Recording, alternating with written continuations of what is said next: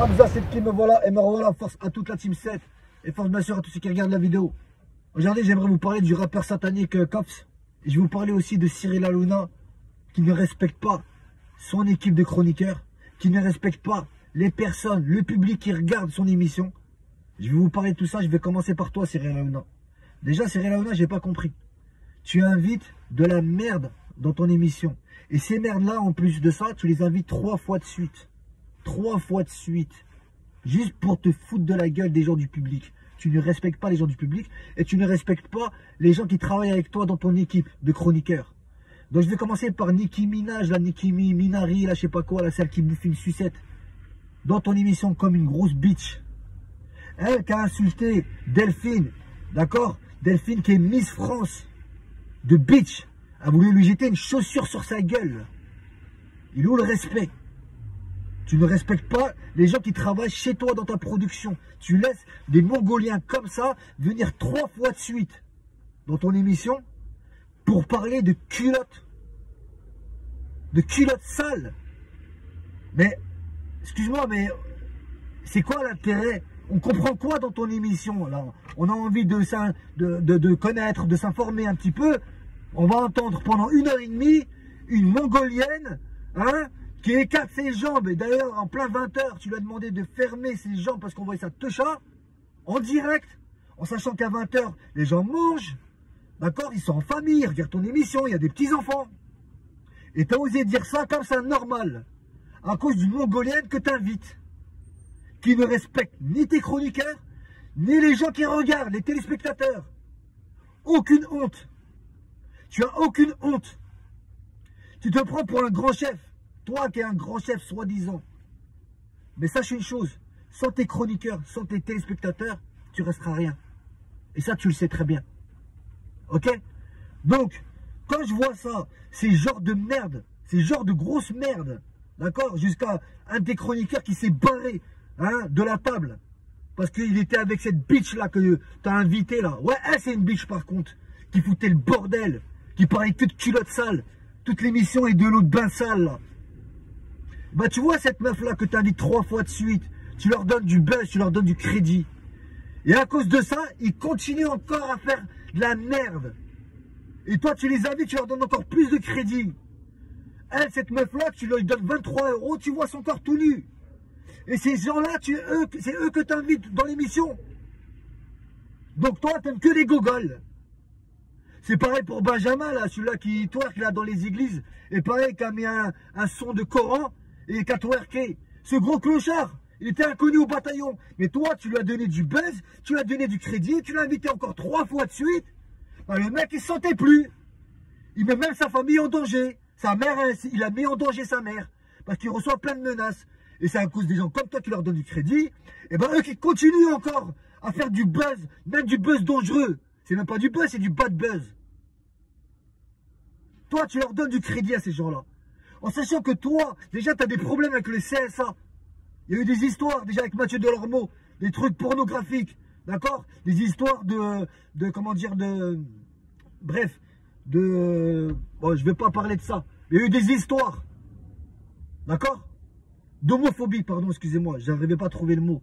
Des histoires d'homophobie, d'accord? Tu as eu des histoires avec le CSA, tu as eu même pendant un moment, 1 semaine, tu pouvais plus poser de publicité dans ton émission. Là, on voit quoi? Tu continues encore avec Winamax, en sachant que normalement, Winamax, c'est les jeux en ligne, tout ce qui est jeu, c'est comme le tabac, c'est comme l'alcool, c'est nocif, ça doit être interdit de faire de la pub.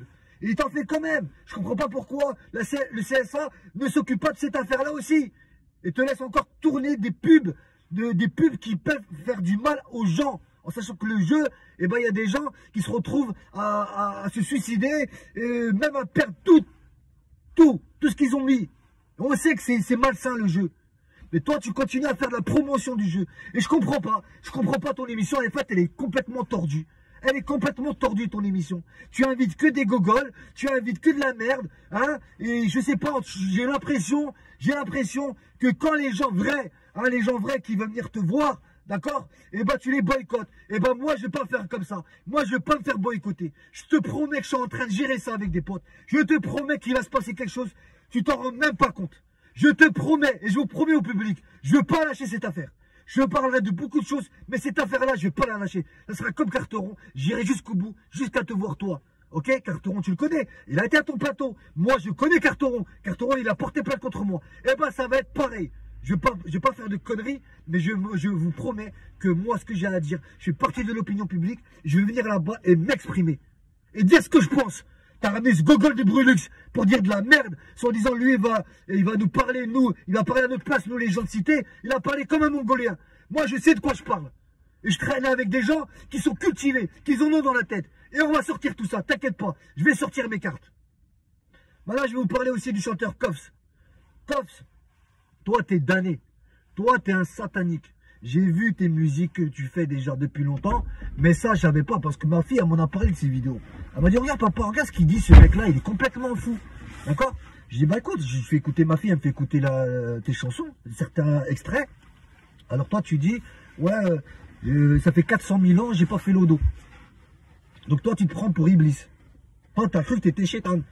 Non mais subhanallah, t'as pactisé avec le chétan. Après tu rajoutes en plus de ça. Ouais, moi de toute façon je construis mon paradis sur terre. De toute façon je sais que je vais aller en enfer. Ouais, c'est quoi ça? Et ces genres de gogol, ces mongoliens là que vous voyez là, qu'ils ont pactisé avec le chétan, ma parole, ils leur donnent du crédit à la télé.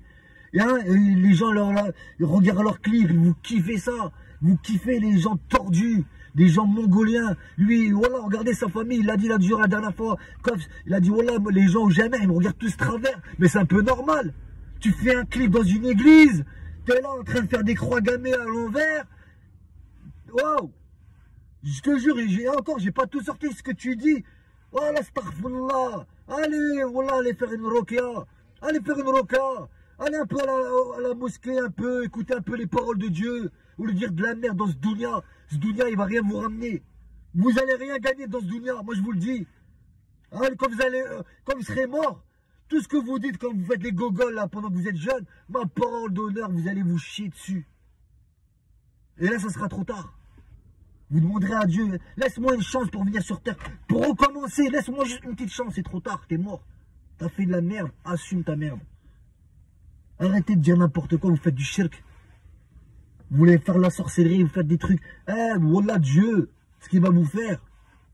J'ose même pas imaginer. Il y a tous ces gens-là là, qui font les associations avec le shaitan, qui disent que ouais, lui, c'est notre starfullah pour Dieu.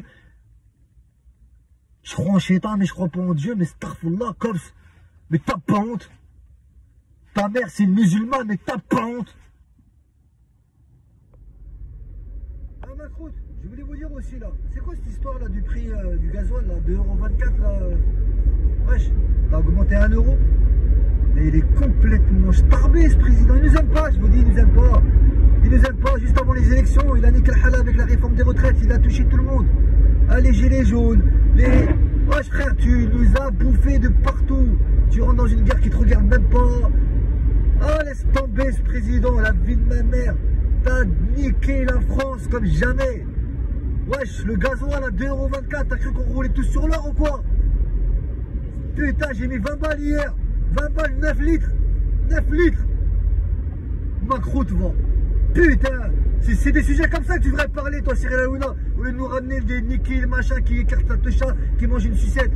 Ou l'autre, là, Attaï, là, qui fait son twerk, là, dans une église. C'est ça qui est important. Regardez, tout a augmenté. Les clubs, 10 balles. Ouais, le gasoil 2,24 €. Oh. Putain. Voilà, tout ça, c'est fait exprès pour qu'on se barre de la France, je suis sûr, ça. Voilà, c'est un vrai con.